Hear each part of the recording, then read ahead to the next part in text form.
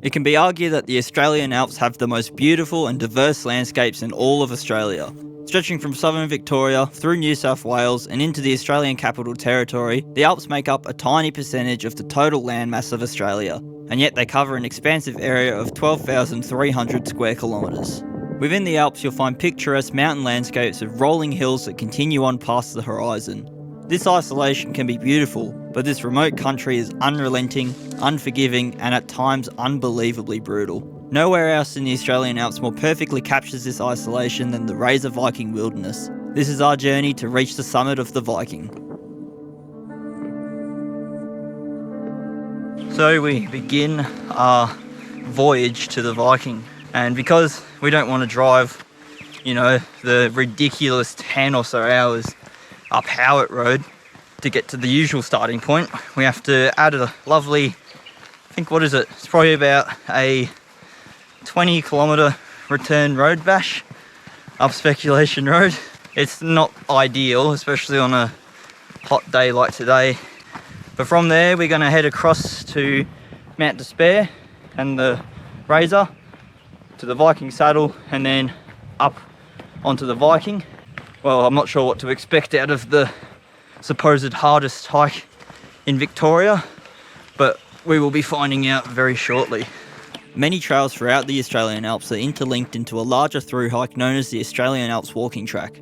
This track connects the town of Walhalla in Gippsland, Victoria to Fowler in the ACT over a distance of 650 kilometres. The Australian Alps Walking Track runs through the Razor-Viking Wilderness and is unanimously considered to be the most challenging section of the entire 650 kilometre trail. What we are walking is only a small section of the Razor-Viking Wilderness, but it is perhaps the most notorious.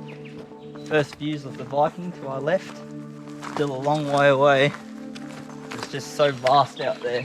After this drop off of Speculation, there's just green, rolling hills all the way over for 50 kilometres or so to the nearest town, to Myrtleford. It's really absolutely in the middle of nowhere out here.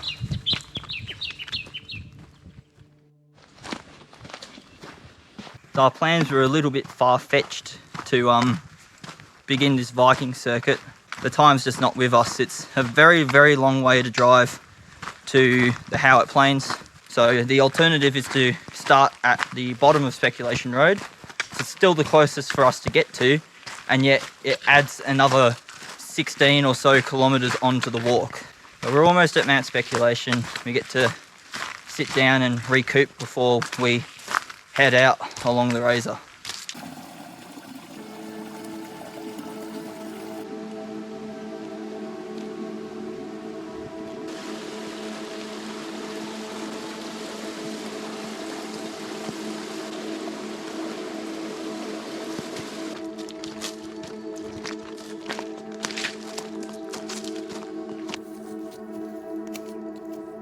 Best trail friend that we've found. It's like a brown snake, yeah? Brown? Yeah. No, that's not a brown. Alpine, go ahead. It's a absolute world of difference coming through here than what it was last time. All this shrub you see next to us we had to push through essentially. If it wasn't like this, I'm sure we wouldn't even be attempting to reach the Viking by the end of today.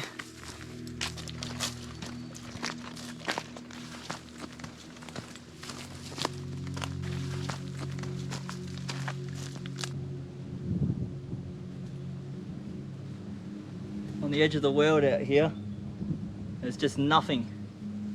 The Viking is typically hiked as part of a 40-kilometre circuit commencing from the Howard Plains, which traverses the crosscut saw to Mount Speculation before crossing the Razor to the Viking. The crossing of the Razor is through very rough country, and tracks through the area have traditionally been neglected despite their inclusion in the Australian Alps Walking Track. We were lucky in that the track clearing was done in March of 2023, yet the going is still slow and arduous.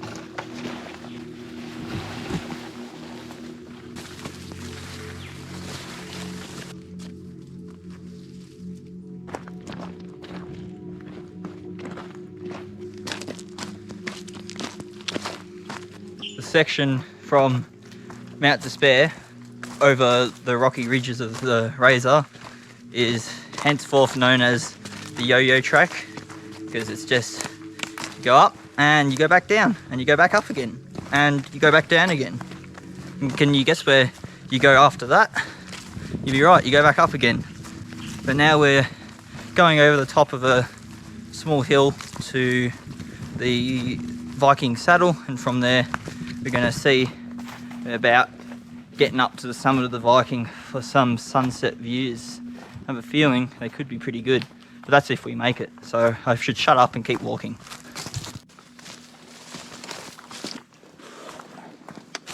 All these trees used to not be cut like this. This section was called the obstacle course for a reason, because every single meter you went, it was hopping over another tree. But the clearing here has been just fantastic. The Viking Saddle is a sight for sore eyes, a grassy clearing just below the towering cliffs of the Viking. It would be one of the best campsites in the area if it had reliable water, but unfortunately it does not. Water can be found from a nearby creek only during the wet seasons.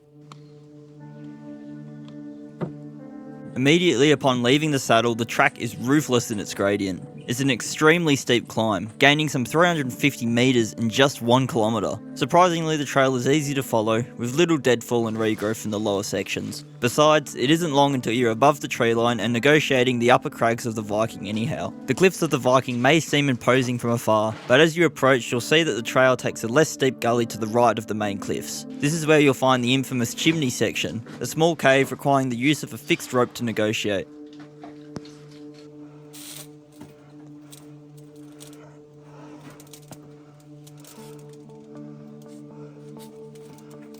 Once past the chimney, the trail relaxes and slowly climbs the remaining metres to the shrubby summit of the Viking. At just over 1500 metres in height, you wouldn't think much of the summit, but I'll let the views do the talking.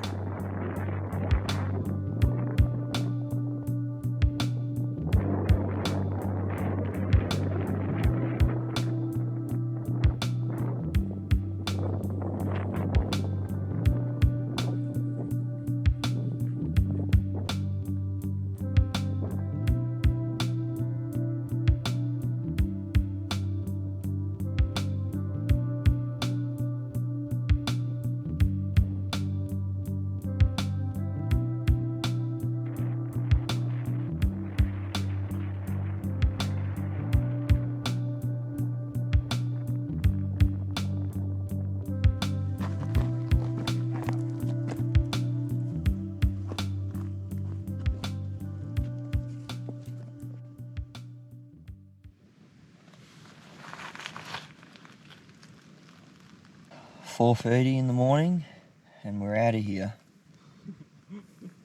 It's going to be too damn hot. We decided the night prior to leave camp at just past 4:30 in the morning. This being to make use of the cool early morning temperatures so as we could make it back to Camp Creek with our remaining 1.5 litres of water.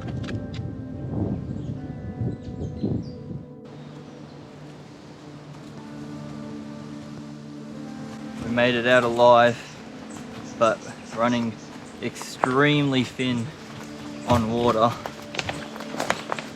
Carried 4 litres in, and that's all that remains. It's such a dry place out there.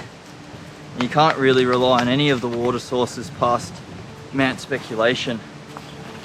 So if anyone's thinking about coming out here, I strongly suggest carrying at least 5 litres of water, especially in summer. All those water sources that are sketchy as is, they'll be completely dry and there's no chance.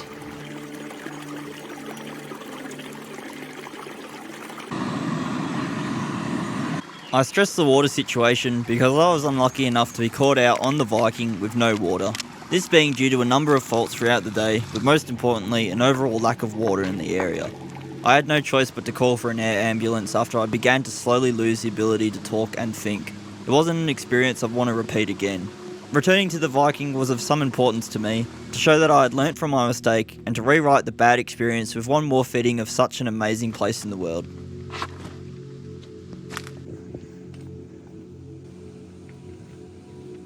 "50 kilometres of road bashing, bush bashing, rock scrambling, you name it, all in the name of reaching perhaps one of the most isolated peaks in Victoria.